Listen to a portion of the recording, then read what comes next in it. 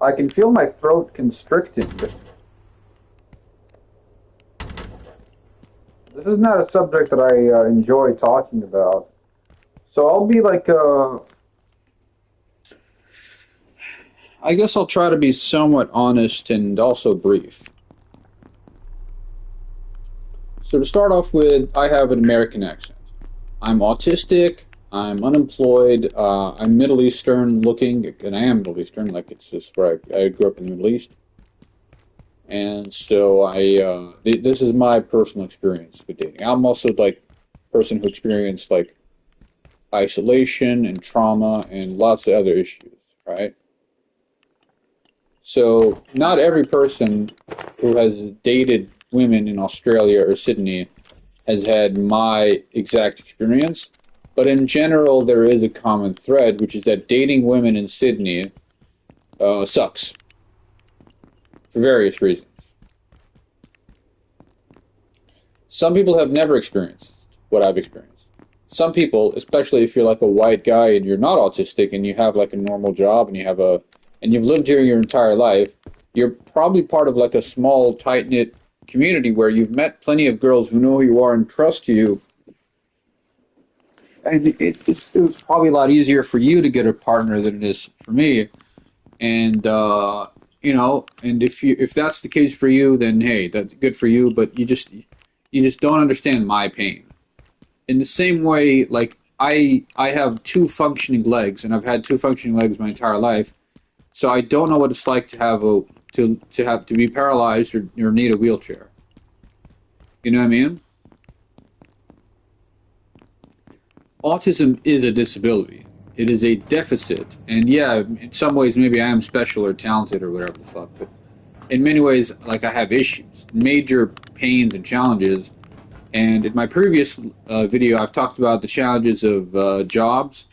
Uh, and dating is very similar in the sense that when you're an outsider, it's much harder for you, and when you're autistic, it's even harder. It's like a double jeopardy situation. Okay, so it feels like other people have access to certain doors that I don't have access to. You understand? It's a lot easier for others than to me because of the way society and culture is set up. And that really does suck because not only am I lonely and don't have a romantic partner, but I can constantly see others getting a romantic partner with ease, and that really hurts. So the last time I went on a date, like a date that isn't like a date, when I say date, I mean we agreed to meet each other specifically because we might develop a romantic connection. Okay, the last time I had that was I can't tell you. I honestly cannot tell you when the last time that happened. Because I haven't been on a date at all this year, so we can start with that. I haven't been on a date in 2025, definitely not. I didn't go on any dates in 2024. I did not go on any dates in 2023. In 2022, I had like a female friend who was, I guess it was almost,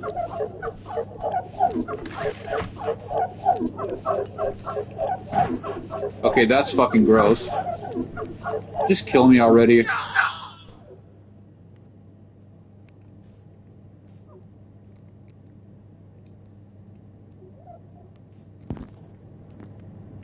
I guess I had a friend who I was like a little bit more than platonic with. So for the sake of argument, for the sake of not trying too hard, we'll say I did go on dates with her. Okay? So the last time I went on a date with a girl was 2022. So it's been more than 4 years since I've been on a date. Just to give you some perspective on what it's been like. And okay, someone's watching, and as I was saying, okay, they're gone. It's okay, guys. So as I was saying, yeah, it's been more than 4 years since I've been on a date. Yeah. And oh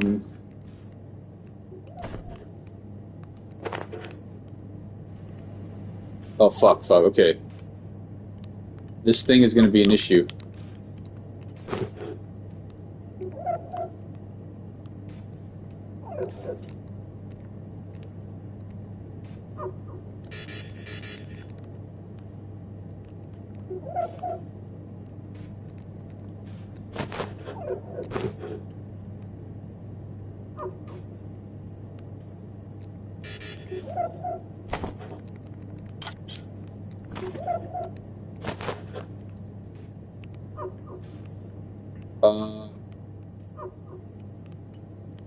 Also, when I did go on dates, it usually didn't end well. I will also say that, which is kind of annoying. So not only has it been a long time since I've been on dates, but also when I did used to go on dates, I did have an issue with emotional connection for various reasons. Now, I suspect that whatever stuntedness I have is a mixture of lack of education and trauma and being autistic and probably numerous other factors, right? So, I don't know exactly how to, unlearn my previous patterns and fucking get a romantic partner, but at the end of the day, I think the first thing that's worth noting is that I am pretty content with being single, because I have been pretty much my entire life. The other thing that's worth noting is that I'm also okay with the idea of getting a partner at some point, even though for a while I resisted it because of, well, this sense of mistrust, right? Because when you have a partner, you have something to lose, and they have leverage over you, and the leverage that they have over you is they could threaten to leave you, and that would hurt.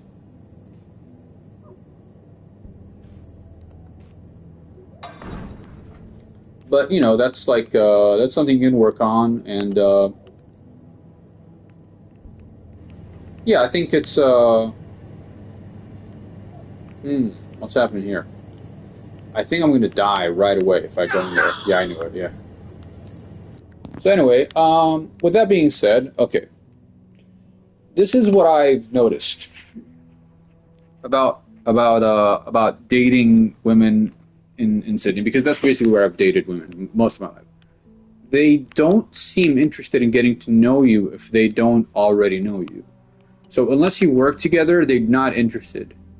Even when I studied with girls, I guess because of the study period would usually be like a semester together, and then usually we'd no longer talk to each other. That isn't enough time to establish connection with a girl in Sydney. With me, it's if I get to know you, if I've met you and interacted with you more than 3 times, and then you're asked to hang out, I'm that's good enough. But for Sydney women, you have to get to know them for fucking months before they trust you, which is kind of stupid, but hey, it is what it is. I don't know.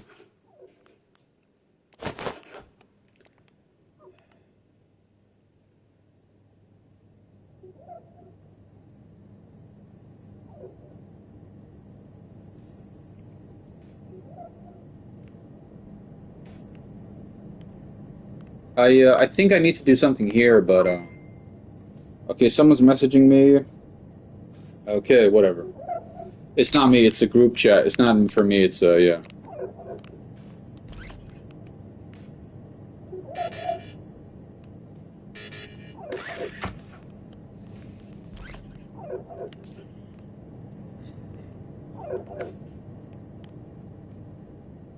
Yeah, I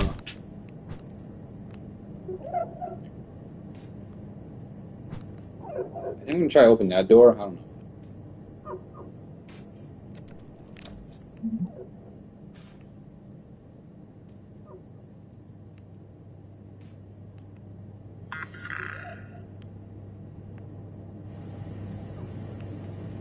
Yeah, I think the subject is it's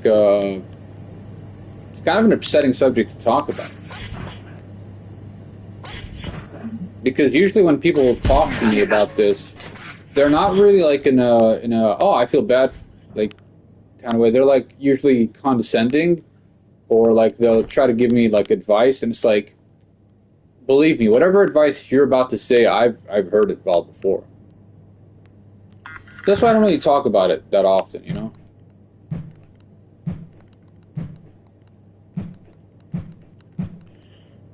I also just think like because I'm autistic and because I've needed more time to develop and self-actualize, my timeline is going to be a lot different than most people's.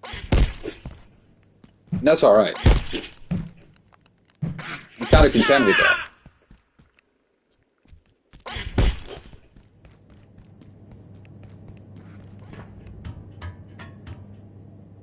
Like I'm okay with continuing to be single for a couple more years if it means that when I get a romantic partner that I connect with, like it's an instant sort of like we sort of skip a few steps, I guess, because I do believe I'm more emotionally mature than most males, especially males my age.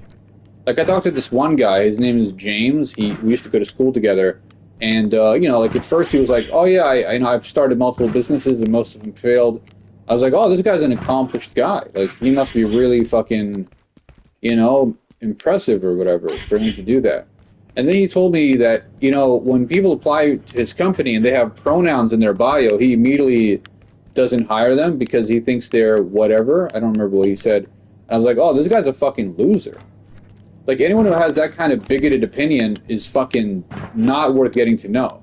And I don't have any of that bigotry in me because, even if I think the pronouns think might be a little bit overplayed or not that important, I still recognize that just respecting people's pronouns isn't, it's a small thing and it does help to an extent, right? But he's like, yeah, man, they're fucking pussies, whatever. It's like, dude, you're an idiot. And so there's a lot of people like that who have bigoted opinions, and I'm not. And so I don't know how my dating life is going to go in the future. I really don't.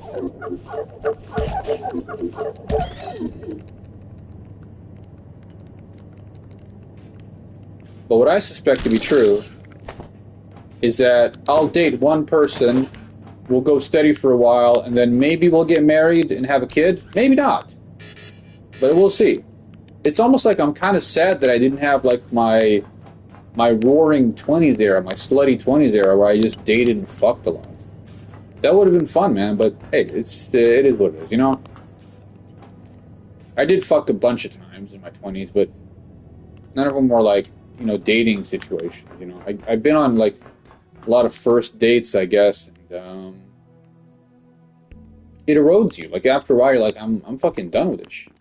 And women also get tired of dating for different reasons because of the way they're sort of they sort of deal with like more predatory issues than I do. Like, I guess the lucky thing about being a 6 foot tall male with a beard, is that really no woman has ever felt like a threat to me ever. And that is lucky, but at the same time, it's like, well, the inverse of that is people treat me like a threat, and that kind of hurts. To be seen as a potential threat all the time.